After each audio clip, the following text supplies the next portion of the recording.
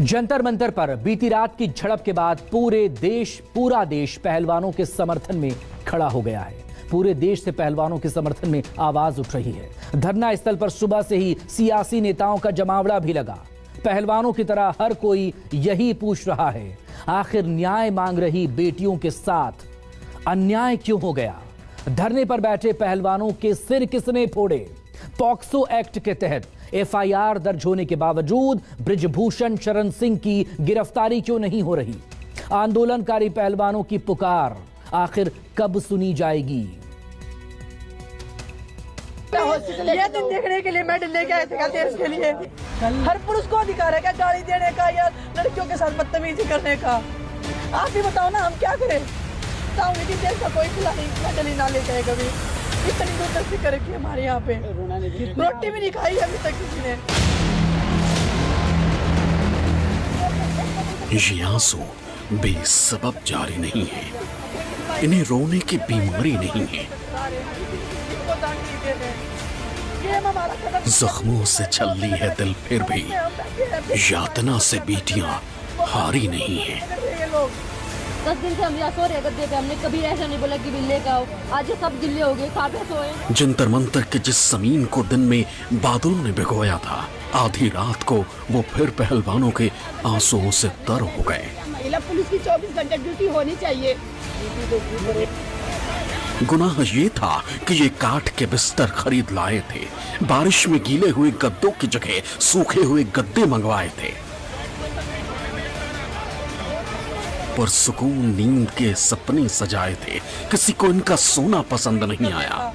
नम आंखों ने यही सब सुनाया। हमारा खत्म कर दिया, जिंदगी हमारी दांव पे लगा दी। मैं पूछ रही हूँ, सबसे पूछ रही हूँ, वो बृजभूषण जो इतने कांड कर रहा है, वो घर में मजे से सो रहा है बेड पे।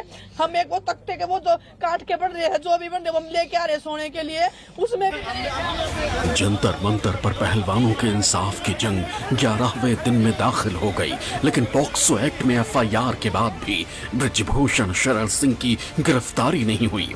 सत्ता से फरियाद होती रही, बेटियां रत जगह करती रहीं, कुश्ती संघ के अध्यक्ष के खिलाफ कोई कार्रवाई नहीं हुई। उल्टे आंदोलनकारियों की ही पिटाई हो गई, सिर से लहू बहने लगे, बूंद बूंद दमन की कहानी कहने लगे। एक ने सिर फोड़ दिया, एक का इधर से दुष्यंत का, वो हॉस्पिटल में गया है अभी। इनको बेचारे को देखो, ये वो चक्कर आ रहे हैं, खून निकला हुआ है, इनका सिर फटा हुआ है। शांति, सेवा और न्याय का नारा बुलंद करने वाली दिल्ली पुलिस के दामन भी इल्जामों से दागदार हो गए। न्याय की लड़ाई लड़ रही बेटियों का दिल छलनी हो गया। जिन शब्दों को जुबान पर लाने से पहले बेटियां अक्सर सकुचाती हैं, वो सब जंतर मंतर पर सरेआम हो गया। हम अपनी मान सम्मान की लड़ाई लड़ रहे हैं और वो फिर धक्के मार रहा है चेस्ट पे लड़कियों, कैसे वो पुलिस वाला। यौन शोषण के खिलाफ 11 दिनों से जारी धरने में बेटियां थक कर चूर हो गईं। जब गुनहगार की गर्दन पकड़ी ना जा सकी, खुद में ही गुनाह ढूंढने को मजबूर हो गई। इतने गुनहगार है क्या हम देश के? इतने तो क्रिमिनल नहीं है हम जितना हमारे साथ हार कर रखा है। बेटियों को आगे बढ़ाने का शोर मचाने वाली सत्ता भी जब सितम की सिसकियां नहीं समझ सकी, भीगी पलके भी भागी बन गई। तमगे लाने से तौबा करने की मुनाई हो गई। मैं चाहूंगी कि देश का कोई खिलाड़ी मेडल ही ना लेके आए कभी।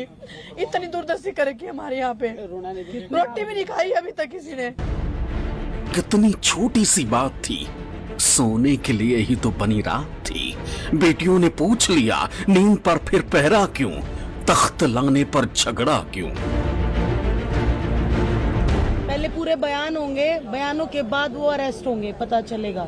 तो ये मत सोचो कि सुप्रीम कोर्ट का फैसला ये आया है तो हम निराश हो गए। नहीं, सुप्रीम कोर्ट के हाथ में नहीं होता बोलना कि अरेस्ट करो।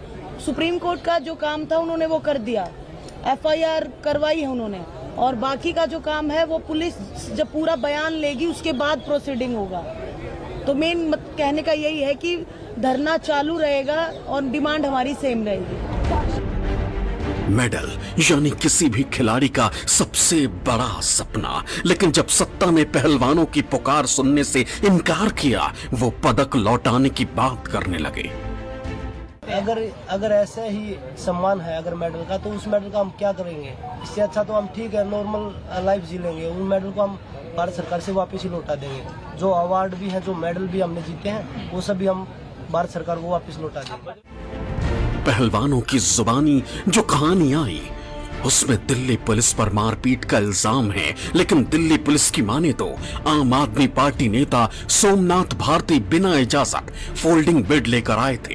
दिल्ली पुलिस के मुताबिक जब सोमनाथ भारती को रोका गया तो पहलवानों के समर्थक और पुलिस वालों के बीच गुत्थम गुत्था हो गए, लेकिन पहलवानों ने दिल्ली पुलिस की दलील को खारिज कर दिया इस दावे के साथ कि फोल्डिंग सोमनाथ भारती नहीं बल्कि वो खुद लेकर आए थे। जो जंतर मंतर की प्रोटेस्ट साइट है उसमें ये सोमनाथ भारती जी जो हैं कुछ फोल्डिंग बेड्स लेकर आए थे, तो क्योंकि परमिशन नहीं है और ये इसलिए वो फोल्डिंग बेड्स के लिए उन्हें मना किया गया। उसमें कुछ जो प्रोटेस्टिंग रेसलर्स के सपोर्टर्स हैं वो बैरिकेड पर आ गए और बेड्स निकालने की कोशिश की। उसमें थोड़ा गुत्थम गुत्था थोड़ा अल्टरकेशन टाइप हो गया और यही मसला है जिस पे उन्होंने आरोप लगाया है। उसका हम मेडिकल करवा रहे हैं और आप निश्चिंत रहिए कि हम बिल्कुल ही जो भी इसमें होगा निष्पक्ष कार्रवाई करेंगे और अगर कोई एक्शन जो भी लीगल कार्रवाई बनती है बिल्कुल लेंगे। जब हम मेडल जीत के आते हैं तब वो सम्मानित करते हैं, तब वो हमें मंच पे बुलाते हैं, हमारी बेटियां हैं, हमारा गौरव है, ये बातें। तो वो गौरव आज सड़कों पे भटक रहा है, तो वो गौरव दिखाई क्यों नहीं दे रहा? जब तक हम ये लड़ाई लड़ेंगे, अगर जब ये लगेगा कि भाई हाँ कुछ नहीं हो रहा, हम अपने मेडल सरकार को जो सरकार ने हमें दिया हम वापस दे देंगे।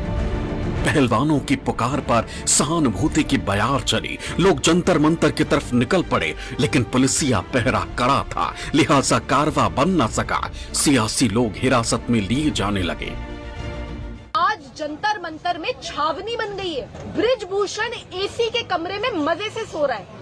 ये लड़कियां सड़क पे, उनको एक छोटा सा बिस्तर नसीब नहीं है। ये ओलंपिक मेडलिस्ट हैं, इस देश का नाम रोशन करा इन्होंने। दिल्ली पुलिस अपनी पूरी शक्ति उस ब्रिजभूषण गुंडे को बचाने के लिए क्यों लगा रही है? क्यों दिल्ली पुलिस उसको अरेस्ट नहीं करती? जो अंदर हुआ है वो तो सब दिख रहा है, फोन क्या मीडिया पे सारे बच्ची अपील कर रही है, अंदर से सोशल मीडिया पे दिख रहा है। हाँ। हमें फोन की जरूरत नहीं है। हाँ। ये जो हुआ है ये अच्छा नहीं हुआ है। जब रक्षक भक्षक बन जाएं, हाँ। तो किससे हम न्याय की उम्मीद रखें? बताएं कि जो भेंट से लेकर के है उसमें पुलिस को क्या आपत्ति होगी? मैं तो देख के हैरान हूँ कि बेटियों को सम्मान पूर्वक हम यहाँ पे रख सकें, इसके लिए बेट्स का होना बहुत जरूरी है। वो बेट्स इनको मिल ना जाए, इसलिए मारपीट झगड़ा।